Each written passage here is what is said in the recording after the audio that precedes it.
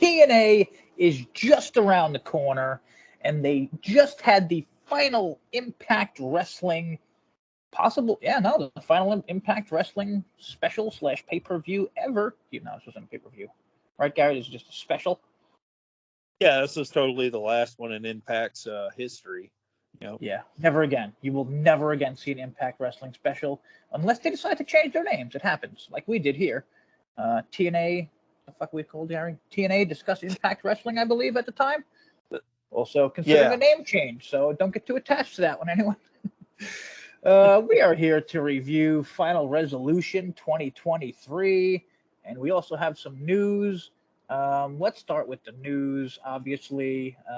Going to have some help with our Final Resolution review, thanks to our good friend Christian Thompson at tjrwrestling.net. They did their own review for this, and I just talked to them a lot, and I didn't watch the entire show, and they did, just going to be totally honest, and Gary did, so that's good. But yeah, let's start with news. First off, okay, Dave Penzer is gone. That's kind of sad, or it is sad.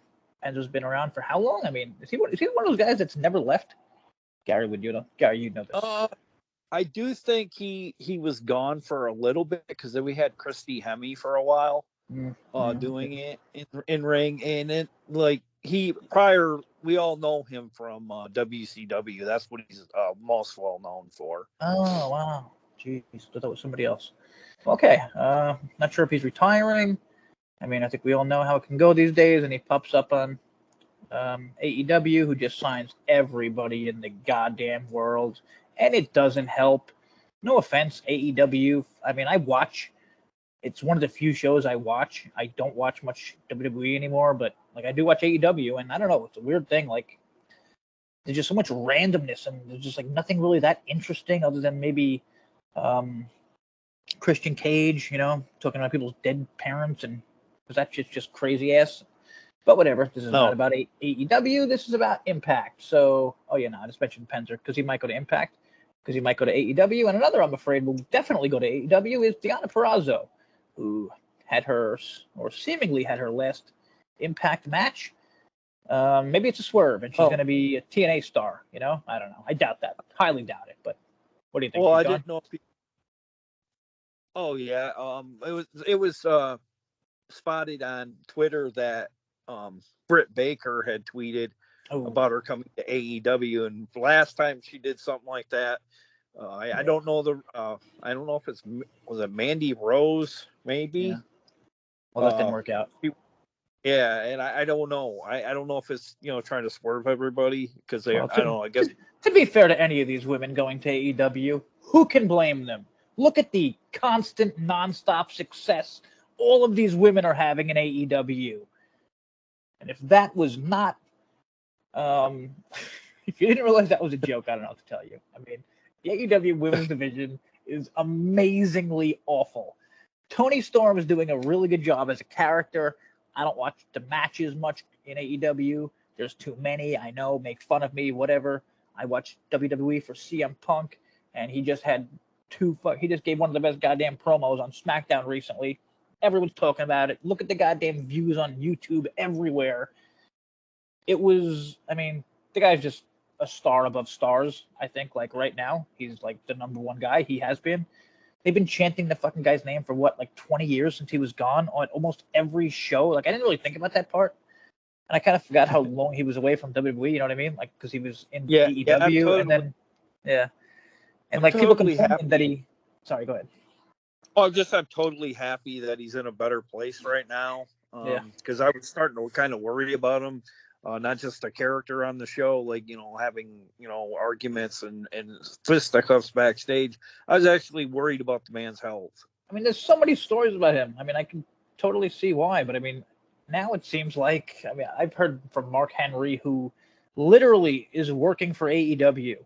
Mark Henry said, he literally said Punk was in the right. He was acting like an adult in a room full of children. I don't know if it's the children part, but he said he was trying to be the adult. You know what I mean? And he ended up getting into fist fights over it because he was working with a bunch of babies like the Young Bucks who don't do anything. Look at the Young Bucks. They don't do anything out loud. They can't even tweet their social week. They just update their profiles. That's how weak they are. You can't reply to the Young Bucks. And where are they right now? Yeah. They're taking a break right now because they probably don't want any heat because things are going bad, so they run away. Like I can't stand them. Yeah, well, I was just gonna. Sorry, there's one more thing. How can they draw? I mean, they lost Cody Rhodes. They lost Jade Cargill. Created. That's like losing Goldberg in what, year 2 for WCW? They created Jade Cargill. She was 100% from them. Those kind of people you have to give whatever the fuck money you want, I think. Well, and then they lost William Regal too, and that's a huge piece to lose because he has a really good wrestling mind. Oh, yeah. And I'm not even thinking about there's probably even other backstage guys that they're missing. But I'm thinking like the big three, like Punk, Cody, and like that's insane losing that. And again, could anyone out there imagine how different things would be if that promotion was run by Dixie fucking Carter? You would all be calling for her head to be ripped off. But it's Tony Khan, so everybody's cool with it, and whatever. I mean, it's not the worst show. It could be worse. There are things that are getting better, like Tony Storm actually getting a gimmick. They're actually doing some kind of gimmicks and funny things and characters for once, but whatever. Again, this isn't about AEW. So this was interesting. TNA teamed with Endeavor for a new streaming service, which is, I mean, it could be huge. It could be not huge. It could be in the middle. But I have to... Again, we don't have audio at the moment because I'm having a problem with my cell phone, so we're recording this on my laptop. So you've got mail. So this comes from Henrietta in Manitoba. Sup, fellas? Huge fan. 2 questions. Why isn't Gary making more horror videos? Okay, he'll get to that one. And what does the TNA Endeavor news mean? See how I found that question and I pulled it back to the TNA thing before we talk about it here because honestly, I didn't know. Christian is one of the smartest fans I know, writers, whatever, and they didn't know much at the time. I don't think Gary knows shit other than what he's read from some people, but you did read something. I think you did read something cool, no? Or interesting? About what? About the stream, about the Endeavor. And TNA. Okay, yeah. I guess if you purchase it upon when it drops for everybody, if you pay the yearly subscription, what'll be included is you get the shows live too, I guess, the weekly show. And then you're going to get all the pay-per-views, even the four big ones like Bound for Glory, Slam of So that's 12 specials a year. I mean, if it's every live Impact, I mean, that's a huge thing. And we don't know that at the moment. But how much did you say? Or you heard? I heard it was a hair over $200, like $220 something. Woof. But I mean, I guess if you weigh into it, the 4 big pay, I agree. Yeah, $30.95, and then if you were to pay, there's people like me who just can't watch Impact. I don't have access. Yeah. I'm not paying for the YouTube thing. I don't think it's worth it. And whatever. I mean, I can find other ways of watching it, and there's highlights and other things, and I'm not going to mention those other ways of watching it because I might get in trouble. But it's called streaming, and it's very easy to find. Just Google some wrestling words. So I read from. I lost the website. Doesn't really actually. Yeah, I kind of. I say it doesn't really matter. It does kind of matter if I just read off this website. There's not much information yet about what this means, but they basically just said, based on this, it sounds like TNA replaces and builds on Impact Plus. So that was basically the one thing I got from wherever the fuck I read this. Do you know if they're it's like what you said.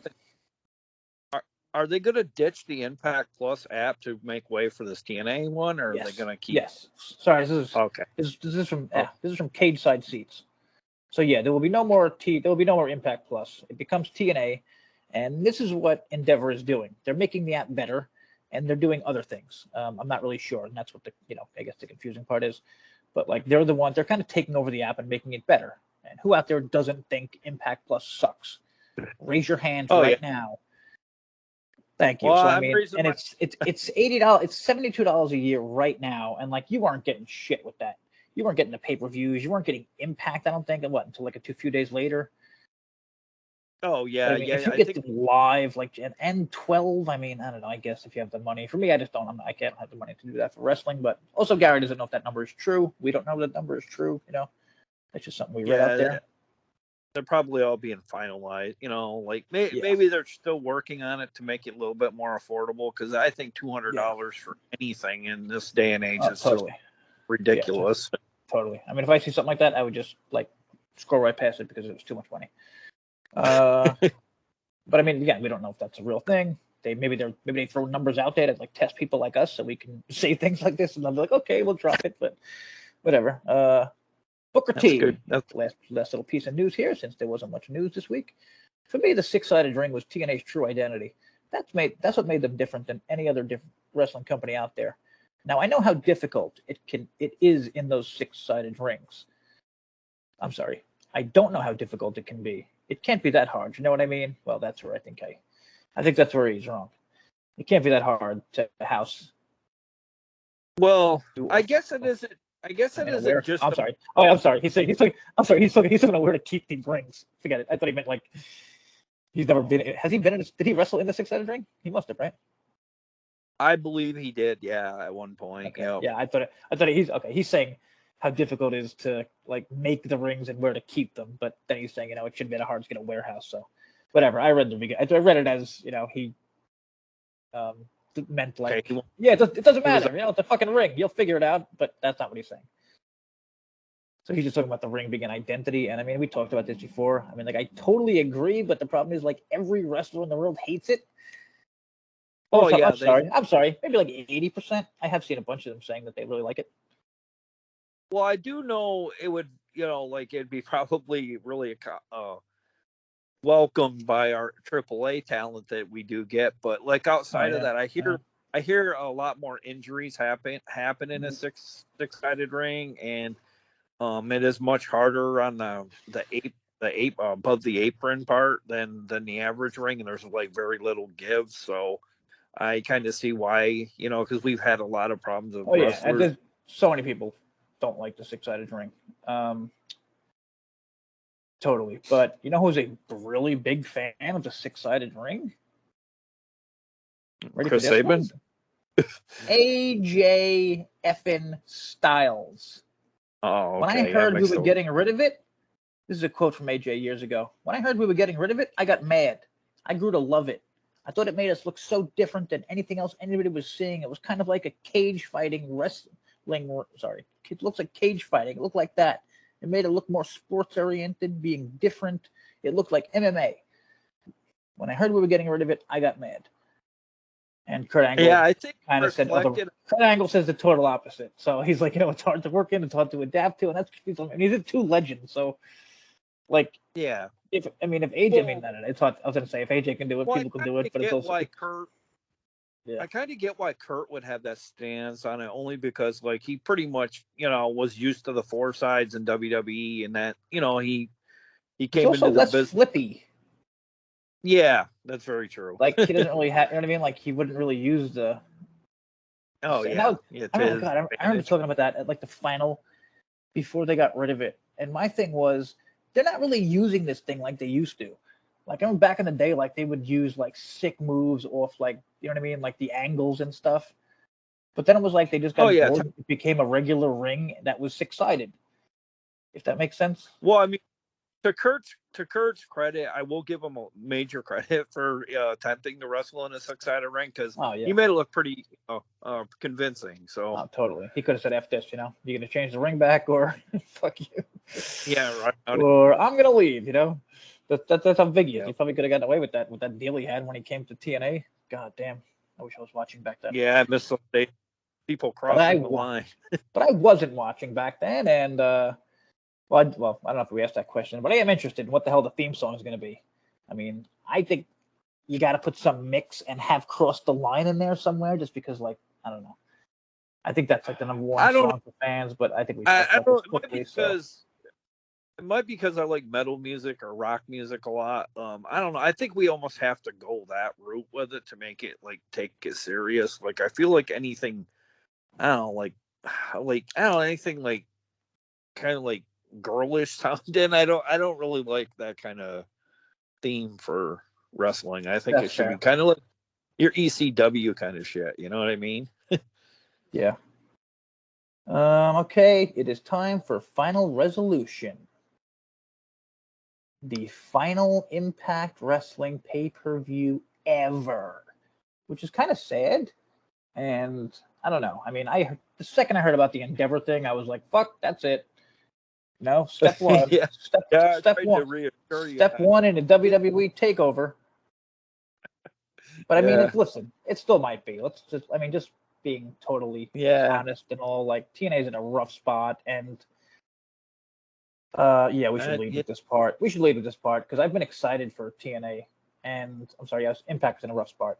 So I've been excited for TNA, and now we finally got some TNA announcements, and the first one, or maybe this is the second one, I'm not sure, is, well, the first one was they got Okada, right? This is for Hard to Kill, I believe. Yeah. And the tapings? Oh, no, actually they call it the Snake Eyes okay, tapings. So the tapings. Jesus, they don't even know. Also, Ospreay is on that? That's kind of surprising. But, yeah, more tapings, or is he at the show? I can't remember. It says Ospreay and... Oh, sorry, Christian. Christian, Ospreay, and Okada announced for the tapings after Hard to Kill. Okay. But then I totally agree. Impact, again, shot themselves in the foot by booking Okada in a 6-man tag. What a waste, in parentheses, they write. And I totally agree, man. And then Ospreay Alexander, too, which I'm reading. This is all of Christian's words. And what'd they say? Which will be great again, but I was hoping for a fresh matchup for the best wrestler on the planet. Who I'm not sure if they mean Josh or Okada there. Josh or Ospreay there. I'm guessing they mean Ospreay. I guess too. It's the first time Okada's been back in a TNA ring in like 12 years. So but I mean a 6-man tag. You know what I mean? Like I was so excited. Like Okada versus Josh. Like, oh, this is gonna be awesome. Lazy, I guess you could say. I mean, to book him. That was my first thought, but I mean, I don't know. I was talking to our producer Larry, and he said, you're kind of in the situation where, like, I don't want to say you're their bitches, but that's kind of how it is. Like, and it's the same with Ring of Honor. And I remember Impact fans would argue about this. Like, would we rather be in their situation where you get New Japan, but they're making your guys look like shit and winning every fucking match? Well, and I think a lot of the problem with the way Impact is currently is the lack of depth. I mean, who you really outside of maybe Josh, Moose, I mean, maybe Eddie. They did have a huge signing on this. They did have a huge signing on this show. So why don't you slow your roll and show some respect to Trent Severns or Trent Seven? Actually, no. I'm going to get a little harsh here. Don't show him respect because he didn't show the fans enough respect by getting into shape. How about that? You can call it disrespectful, but I'm never disrespectful to wrestlers. Well, I go out of my way not to be, but Gary pointed out, because I missed this. I miss what this dude looks like in a ring. He looks like a goddamn 80s character with the ridiculously long hair and the gut. Like, get in shape, and then they sign the guy? What, based on the amazing performance where he did a few chops after Bailey wrestled 90% of the match? Yeah, it was pretty cool, though. He did have at one point Scott goes, I remember signing you, and you signed, I don't know if he signed on Josh's back when he signed with the company, but then Bailey turned around and let him sign on his back, and then because Bailey was also one of them. I don't know if I should sign, your back's all sweaty or something. Yeah, that's pretty cool. And also a nice little, like, they got an ongoing thing there because Speedball got signed like that, Josh got signed like that. But I'm pretty sure this dude is not going to end up like those guys. And whatever. What is it? 40-something? It's not like ageism. It's just like, I don't know. I did do a little bit of a background on him. Apparently he was in, what was it? He was in NXT UK. Yeah, I've heard of his name a bunch, and I was really excited because I thought he was in shape, maybe is the word. I'm not sure. I thought was he part of a tag team? Do you know when you were looking it up? Yeah, that's what people. Okay, that's what I want to say. Somebody Dunn was his partner, maybe. Oh shit, he teamed with that dude. Jesus, that's like the best fucking wrestler in the world. Yeah, I'm pretty sure Well, what I did like about it is it's kind of like we're kind of going back into the TNA days. Like he kind of comes off like a Doug Williams. He is an older guy, but he can still go. Maybe it's because they just showed IPWF, but that's what I thought. Like this dude belongs in IPWF. Yeah, he totally looks like something out of an NWA or IPWF show. It looks like I was really thinking like, well, this guy's in the wrong show, or I'm really stoned right now and I'm watching IPWF. But whatever. Okay, so I mean, there's a lot of things. I mean, I'm really giving them the benefit of the doubt. I'm hoping that, like you said, about the lack of the roster, man. Like, I don't know, like who's out there? Like who's a TNA name? James Storm, I think maybe is out there. I don't even know. I think that dude's selling houses or something, and maybe working NWA. I'm not sure. NWA has a lot of people, which is now I'm thinking maybe EC3 was right that they should join together, and maybe that would be a thing. Yeah, they have some pretty good. I noticed maybe like imagine NWA just shows up on that first show, and it's like old school EC3 or. Yeah, I mean he is the current world champion down there, isn't he? Yeah, the problem is I don't want to see that EC3. I want my EC3, you know. Yeah, you don't want the 60s kid. I don't want the fucking. I mean, and again, no disrespect to his current character. I just like I don't want that in TNA. Like he's fucking, and it wouldn't make sense because he's EC3. He's well, he would have to be the same storyline unless he would have to explain everything. Yeah, but whatever. And he even admitted that he got a little carried away with the control your narrative stuff. So. Oh yeah, I respected that. He was like, yeah, that was stupid. I totally respected that. But I mean, yeah, he seems like a smart dude. He tried something, it failed, and he's like, yeah, listen, it failed, you know. And I'm NWA champ, and the way I look at things, I think Impact or TNA should be working with NWA so it don't get fucking swallowed. And that's like what every smart person has said over the years, but nobody does it. And look what happens. Ring of Honor swallowed. Impact. Well, I mean, lower than ever. I hate saying this, but we haven't mentioned ratings in like 2 months. That's how low they are. Well, there are none. There's no reason why Anthem and Billy Corgan couldn't join forces and think of the money. You know what I mean? I mean, his music and shit. You know what I mean? Yeah, like he's got so many good.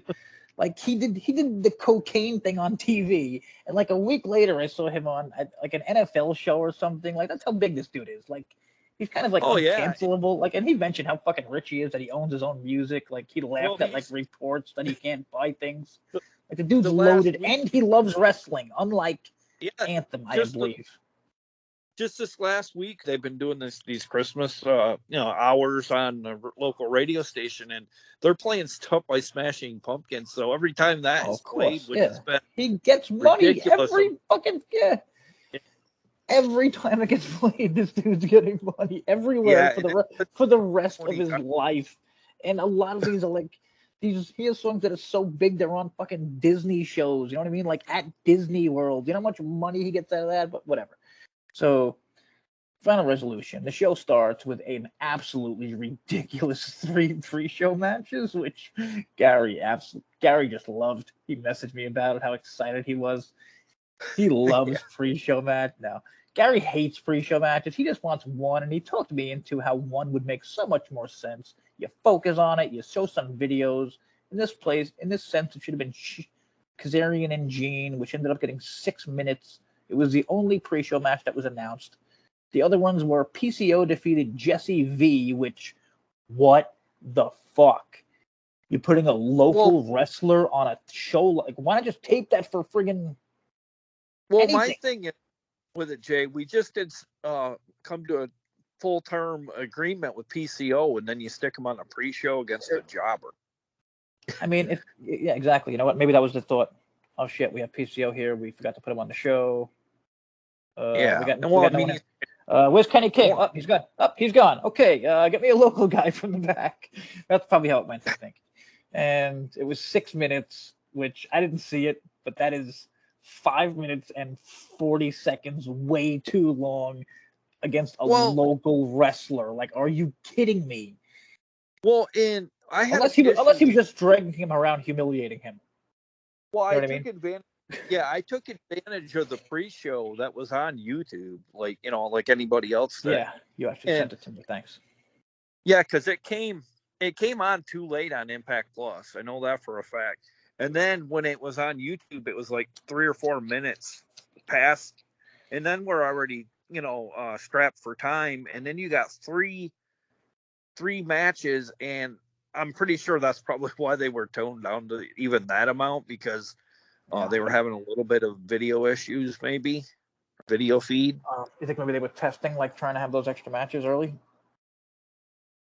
I have no idea, and I just, like I said, I'm just trying to make sense out of this ridiculousness. I mean, Jack Price versus Aiden Prince and Cook at 411 nailed it. Is Tony Khan booking this show? All kinds of matches getting added at the last minute and changed. Like, I think the main show, I believe, had 6 matches. One of them was added at the last minute. Wasn't supposed to be a match. Another one was changed at the last minute. So I think they had 4 or 3 matches that were actually scheduled that happened. Oh yeah, and then the Rhino Part 1 and Part 2 with Moose. Yeah, if you want to count that as 2 matches. Really ridiculous. But sorry, we still got to spend about an hour on this pre-show because it's so long. So PCO obviously got the win. Jake something had a background thing because they needed to kill more time on the fucking pre-show for some reason. I think he was supposed to be. In fact, I think that's what happened. Is Jake something wasn't he supposed to be on the pre-show? Oh, that would make sense. Okay. And then he got attacked by Jason Hotch. Okay. I mean, they showed it later. Okay, so then maybe they threw in this match. I missed if they actually announced anything. It doesn't sound like they did based on the reviews I've read. But yeah, it was totally. I missed this. I seriously thought it was just Sheldon against Kazarian on the pre-show. So that's all I watched. And I missed an interview with Trinity, but whatever. So who the hell won this match? Price. Price gets the victory. I do like that because I'm pretty sure he's signed. And I think Prince is just like we use him when we're in Canada kind of thing. Yeah. And I just said we, so someone's gonna make fun of me about that one. I try not to say we as a fan, but it happens sometimes. Speaking of we, Gary's Phillies team got their ass kicked last night. Eagles team got their ass handed to them last night for the 2nd straight week. I usually mention it early on and give them props, but this time, what the hell, Gary? What is happening with your team? Sorry, this is a quick. This is a quick out of nowhere football. 30 seconds. Oh, I don't even know who the Eagles are. If you want to talk about the Rock from the 70s, I'd be willing to talk about them. I don't even know who that's a good comment. I don't know who the Eagles are. I don't think anyone does. But that's a good one. That's kind of what I was thinking last night watching the game. Like, I went into it thinking they were going to be so pissed off and would just beat the shit out of those little girl Cowboys. But I don't do this often, so if you're a Dallas fan out there, you guys kicked our ass. You look like the complete team. They're be a dangerous out. Hate to say it, but Dak looks fucking totally legit finally. But okay, back to the show. So Sheldon Jean loses to Kazarian. I mean, I'm cool with that match because you got a few minutes with Kazarian, and the other thing I don't like is people tapping. I don't know. I'm weird with that. I feel like tapping is like double losing. But maybe that's I think this was. I don't know. I think this was okay here though because Frankie Kazarian's finisher is a chicken wing. So yeah, I mean, and it's Kazarian. Like he's if he's not a main eventer, he's very close. And Sheldon Jean is probably as low as you can get. I mean, no offense to him. I'm talking like on the totem pole. He's probably right below Price, who won the match before him. Sorry, Price. Did I say Price? Yeah, I think. Sorry, it was Price versus Prince. With Sheldon Jean, I look at him. He reminds me very much of a very unknown Shelton Benjamin without the athletic ability. Well, I think you're just going by first names there, and that's kind of weird, but maybe. I mean, no, he's good. Yeah, he's very athletic, and he was funny with Kenny King. But he's gone now, right? Oh, yeah. I swear I keep forgetting who's gone. We did a podcast a few weeks back about him asking for his release, which probably tells me he'll show up in ROH, I'm guessing. Yeah. And you know what sucks, man? Ring of Honor has a pretty goddamn good roster. I mean, I don't watch it. I don't even know. I think it's on fucking the Honor Club. Like, I'd love to know how many people watch that. Like, people make fun of Ring. People make fun of Impact, but guess what? No one knows how many people watch fucking Honor Club, and I doubt there's a high amount still. I do have a very keen interest in that rivalry going on though down south with Edge and wrestler Rouge. Yeah. Oh, sorry, they meant. Oh, sorry, they meant Edge and Christian. Yeah, it's the Battle of the Spears. I'm kind of interested to see where that'll go. I did see that some highlights of that. That piqued my interest. So maybe if you haven't seen Christian, watch Christian. He's the greatest goddamn thing in the wrestling world right now. Maybe second next to Punk, but Christian is like totally new, whereas Punk is like, I don't want to say same old shit, but it's kind of the same old shit in a different package, even if it's an awesome package. And okay, so Kazarian gets the win. They got 6.5 minutes, not too bad there. So Final Resolution opens up, and let me tell you, the staging was absolutely gorgeous. Gary, you want to take over? You can't be serious. I'm not serious. Was there anything that made this look like Final Resolution? No, there was a slight ramp going down to the ring, but I mean, it looked really, I don't know, it looked really 2CW-ish. That's a promotion that's now defunct. Oh, man. This dude's naming promotions that I've never even heard of, so that's not a good sign. Yeah, it just looked really generic. I mean, I get the production end. They probably don't want to set up a huge rigging stage, I mean, it is final show under the Impact banner. Yeah, you want to like go out on top. I get like both sides. Like, let's not go crazy because it's literally the last Impact thing. Like, let's not even spend money because like we're gonna have to put fucking. It's got to say Impact Wrestling on it. You know what I mean? As opposed to all the TNA shit we just bought. But also, it's the last fucking one, and if it looks like shit, who's gonna be interested in TNA? Like, ratings are bad. This show was bad. I just have to say bad. It was. I mean, everyone. I think most people will agree. Yeah. This was an unnecessary show. And they totally redeemed themselves in the regard that they did have the ring not aprons, but the coverings over the railings. Like they had the sponsors all over again. That was pretty cool. But I mean, it really didn't look like a live special that, you're really gonna end the year on a high note. You know what I mean? I keep going back and forth on this because I feel like I understand like not wanting to end the year on a high note, but also like you have TNA coming. Like, who the hell's going to be watching if things are so shitty? Yeah. Like, people aren't that stupid. Like, not very much. Especially wrestling fans. Especially wrestling fans these days. You know what I mean? Like, they're not stupid. They know it's the same. It's the same people. Like, nothing's going to change. And if they watch for a week and it's the same shit, then like, you know what I mean? You only get one first impression. Yeah, and like I'm hoping. I was hoping TNA would start with a fucking backwards battle royal, but I'm guessing it's going to start with exactly the same shit as a normal Impact show to start with. Why not? And the thing is, why not? You're on the TV, like you're live on pay-per-view, and why aren't you putting a banner like saying 33 days until totally. You know what I mean, like till TNA, like leave it there. You know what I mean, like kind of throwing it at the viewer. Well, we can go all day with that kind of stuff that they should be doing, but whatever. That's not our jobs. And Tommy Dreamer versus Alicia Edwards versus Jody Threat was a thrown-on match at the last moment, but it did make sense because it was based on Kazarian, the ending to that match. So I was okay with that. But I mean, I don't know. Start a show with this match that was not announced, pointless. Jody gets the win on a pay-per-view when she literally never wins. I mean, I don't remember the last time she's wrestled on Impact. I know she wrestled. I think she fought Deonna and then lost that. That was her first loss, and then she's kind of been on a free fall a bit there and there, and then she kind of went like went backstage, and you never really saw her wrestle too much. So I think they just have. I think they don't. She's a few people that they have no idea what to do with. So we'll just keep seeing things like this. But I mean, I would have been a win to Alicia, who actually has a gimmick. Like I don't know. I feel like this was just like, oh, Jody needs a win. Let's give her a win here instead of let's maybe keep pushing Alicia, who has a goddamn character and you know what I mean. Like she's with Eddie all the time. I get it, but like we've seen these two wrestle several times before. Shouldn't have happened. This should have been a goddamn. This shouldn't have been anything. It shouldn't have been on the show. And I don't believe Alicia yet has a victory over Jody, so this kind of makes it look like really lopsided. Yeah.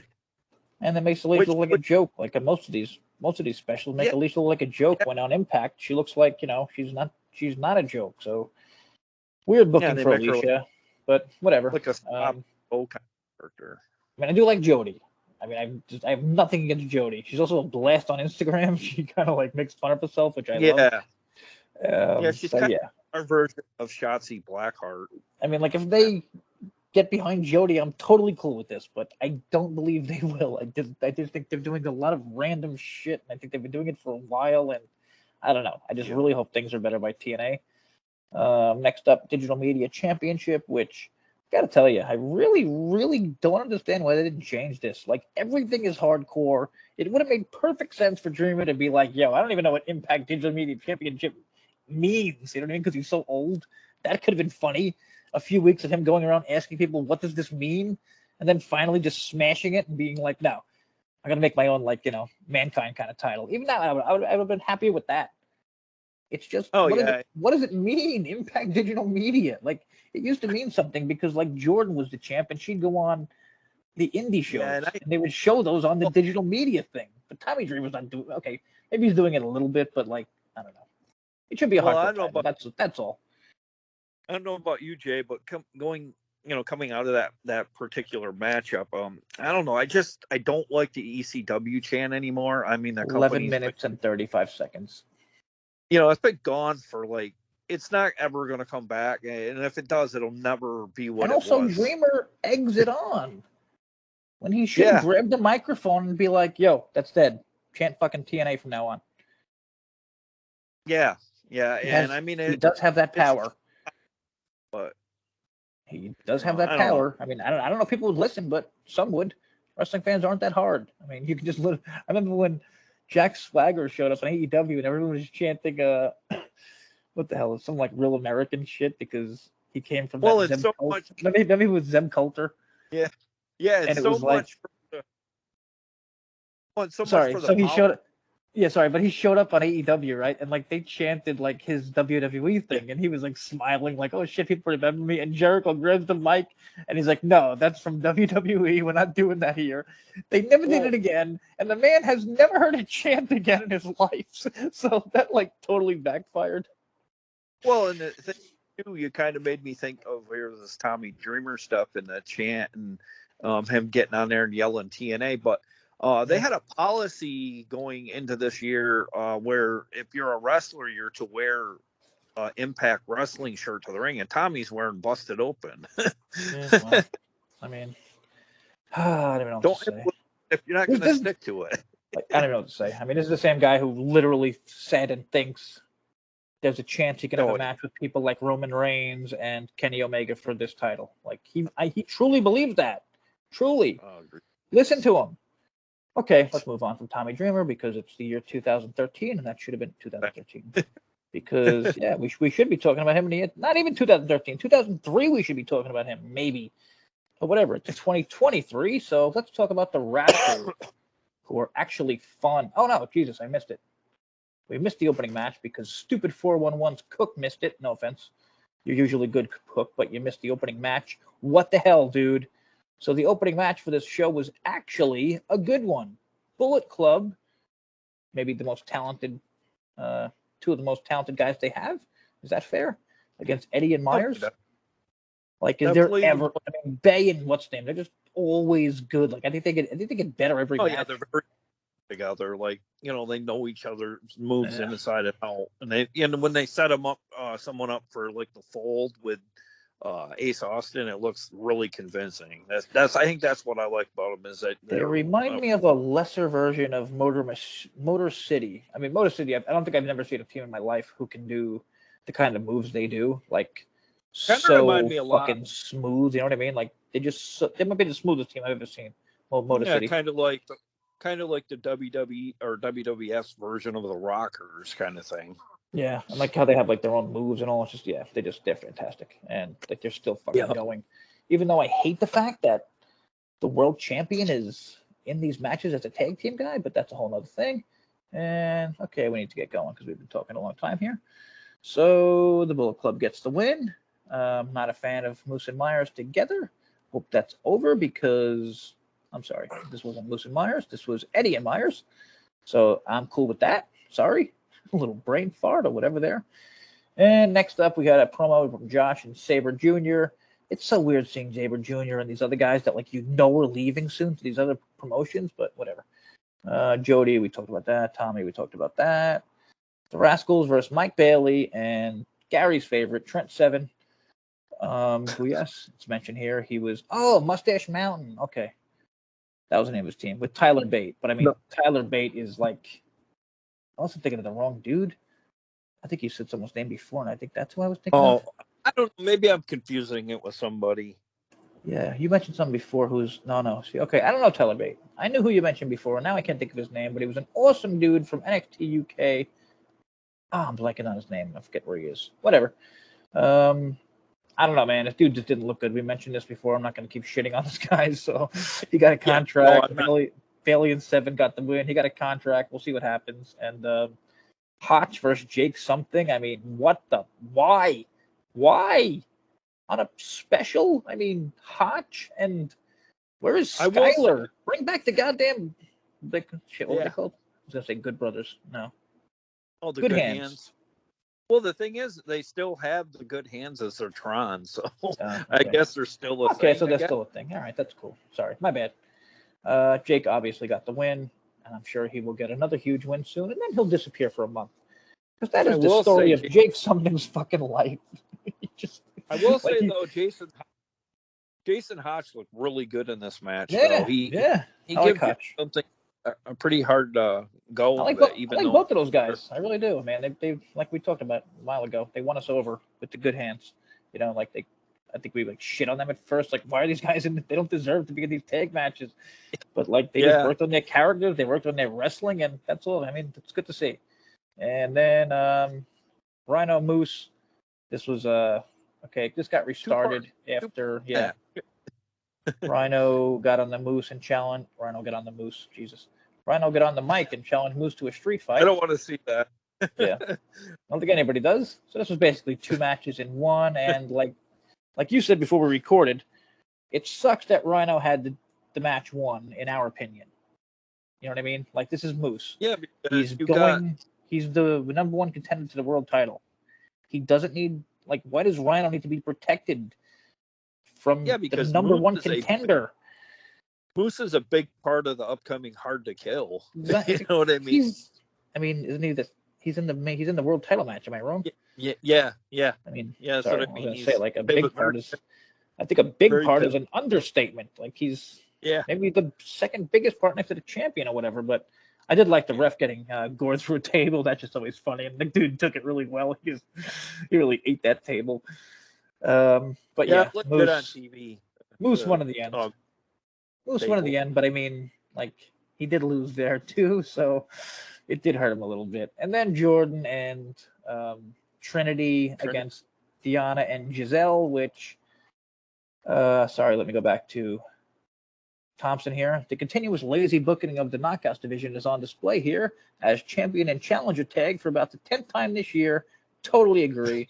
Enough of the face versus face rivalries. Totally agree. I said this to Robles as it was before it happened. Yeah, they're right. I mean, I feel like this was happening for 6 months. Like, is a knockout ever going to dislike another fucking knockout? Well, like, Jordan needs to turn. They need a killer knockout. Everyone likes each other. They all hug after the matches. It is super lame. And now Deonna's leaving, and I don't want to talk about that part because I'm super sad.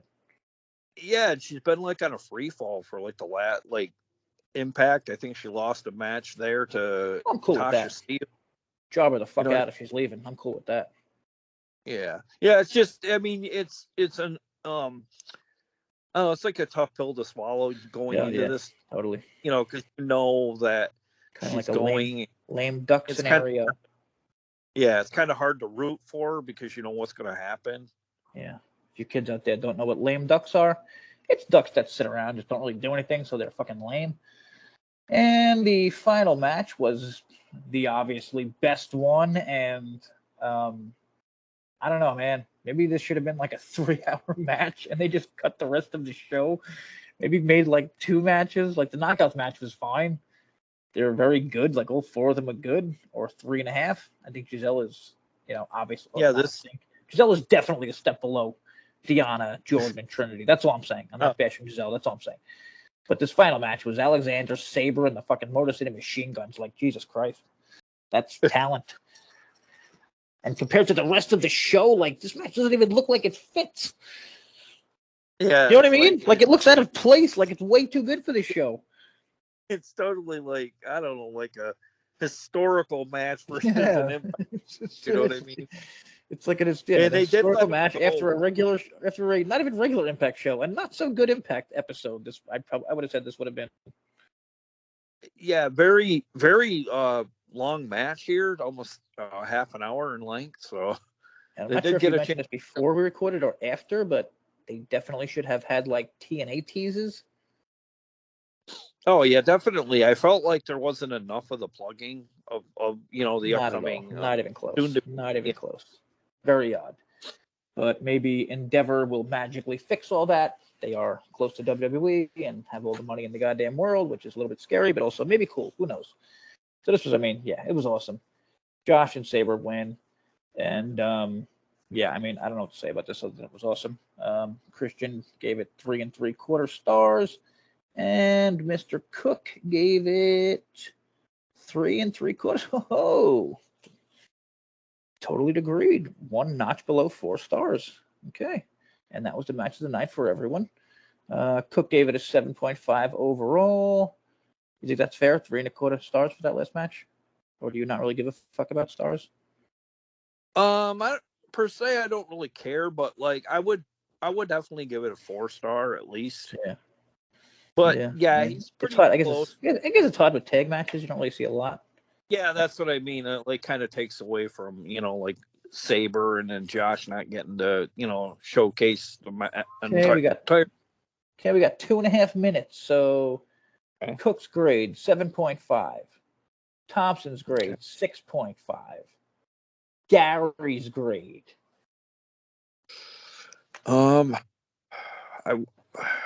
I will say it was better than a lot of the Impact shows, so I'd put it around 7.6 or 7. Well, see, I don't. Okay, well, I guess that's interesting. I guess.